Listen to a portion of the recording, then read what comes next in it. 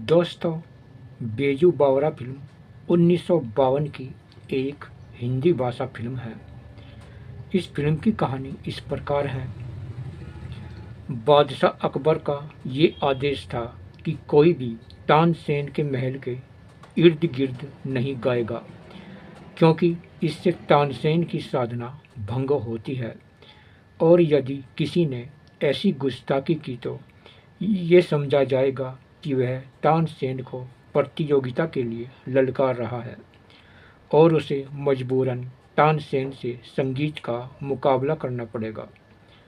इस मुकाबले में हारने वाले को मृत्यु दंड दिया जाएगा। बेजू रतन कुमार तब तक बच्चा ही होता है जब तानसेन के संतरी बेजू के पिता को गाने से रोकने की कोशिश करते हैं और लड़ाई करते हैं और उसके पिता की मृत्यु हो जाती है। मरने से पहले बेजू के पिता उससे वादा लेते हैं कि बेजू उनकी मौत का बदला लेगा।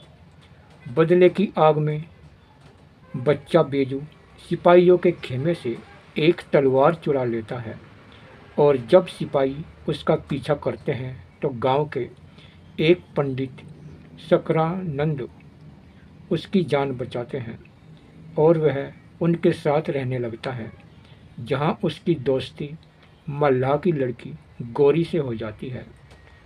बड़े होते होते ये दोस्ती प्यार में बदल जाती है और बेजू और गौरी एक साथ समय बिताने लग जाते हैं, जो गांव वालों को अच्छा नहीं लगता। गौरी के प्यार में बेजू अपने पिता को दिया हुआ वचन भूल जाता है। एक दिन गांव में डाकू आ जाते हैं और बेजू अपने गीत के जरिए गांव वालों को उन डाकुओं के हाथों लुटने से बचा लेता है।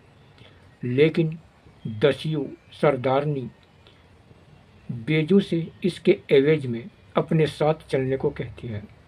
गांव को बचाने की खातिर बेजू गौरी को रोती हुई छोड़कर डाकुओं के साथ चल देता है।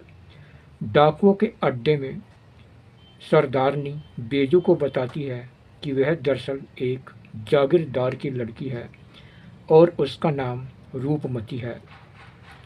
वह गांव जिसमें बेजू रहता है उसके पिता का था, जिसे राजा मानसिंह ने छीन लिया था और उसके पिता को मरवा दिया था। अब वह इस बात का बदला उस गांव में डाका डालकर ले रही है। बदला शब्द सुनते ही बेजू को अपने पिता को दिया हुआ वचन याद आ जाता है और वह तानसेन से बदला लेने के लिए राजकुमारी की तलवार लेकर वहां से निकल पड़ता है।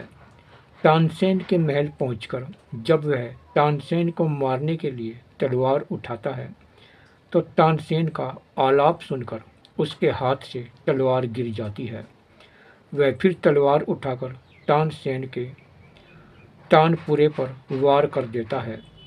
जब तानसेन उससे पूछता है कि बेजू ने तानसेन की गर्दन के बजाय उसके गिटार के तार को क्यों निशाना बनाया, तो बेजू जवाब देता है कि तानपुरे के सुर उसको ऐसा करने से रोक रहे थे।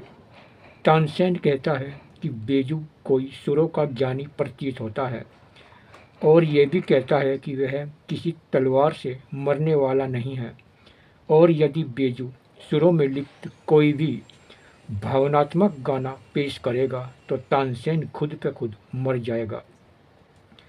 ये सुनकर बेजू असली संगीत सीखने के लिए वहाँ से स्वामी हरिदास की शरण में चला जाता है और उससे निवेदन करता है कि वह उसे अपना शिष्य बना ले ताकि संगीत सीखकर वह तानसेन से बदला ले सके।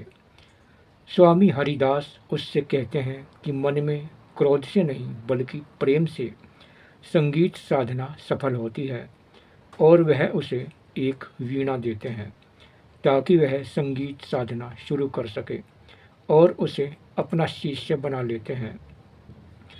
बेजू के मन से बदले की आग तो नहीं जाती, लेकिन वह एक शिव मंदिर में जाकर पूरे मन से रियाज शुरू कर देता है।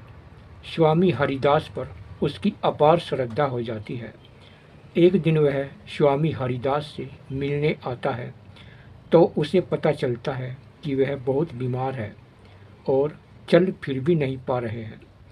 वह उनके आश्रम के मंदिर में एक ऐसा गाना गाता है जिससे स्वामी हरिदास चारपाई छोड़कर मंदिर की ओर चल पड़ते हैं और मंदिर पहुंचकर वह बेजू को आशीर्वाद देते हैं और उसे संगीत सिखाने का बीड़ा उठाते हैं।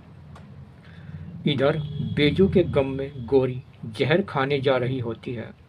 तभी राजकुमारी रूपमती आकर उससे बेजू से मिलने के लिए चलने को कहती है।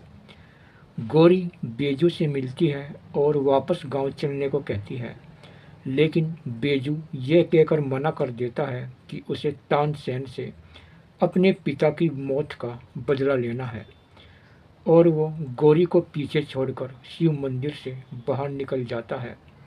तभी स्वामी हरिदास आते हैं और बेजू को आखिरी गुरु मंत्र यह कहकर देते हैं कि सच्चा संगीतज्ञ बनने के लिए उसे सच्चे दर्द का एहसास होना जरूरी है और उसके लिए उसे सच्चा प्रेम और उसके दुख का एहसास करना होगा।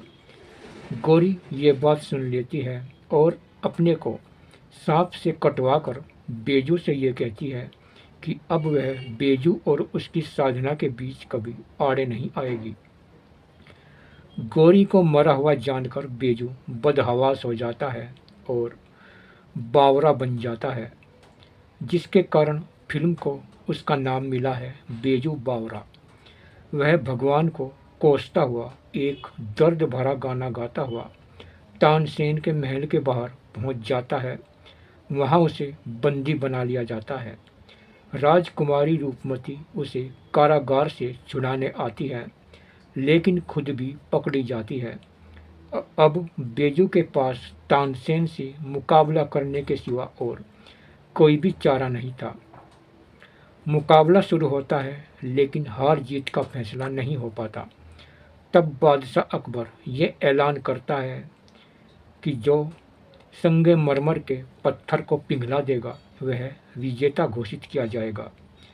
बेजू मुकाबला जीत जाता है और बदले में 3 चीज़ें मांगता है कि संगीत से पाबंदी हटा दी जाए, राजकुमारी रूपमती को रिहा कर दिया जाए और उसकी जागीर लौटा दी जाए और अंत में तानसेन की जान बख्श दी जाए।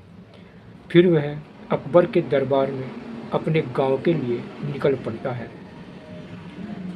यमुना के इस पार पहुंचकर उसे पता चलता है कि गोरी की शादी हो रही है। वह मल्लाह से उसे उस पार पहुंचाने का अनुरोध करता है, लेकिन यमुना में बाढ़ आई हुई होती है और मल्लाह उसे मना कर देता है। तब बेजू स्वयं ही नाव में सवार होकर उसे खेने की कोशिश करता है। ये देखकर दूसरे किनारे से गोरी, जिसे तैरना आता है, वह बेजू को बचाने के लिए नदी में कूद जाती है। उसी समय बेजू की नाव पलट जाती है और गोरी बेजू के पास पहुंच जाती है।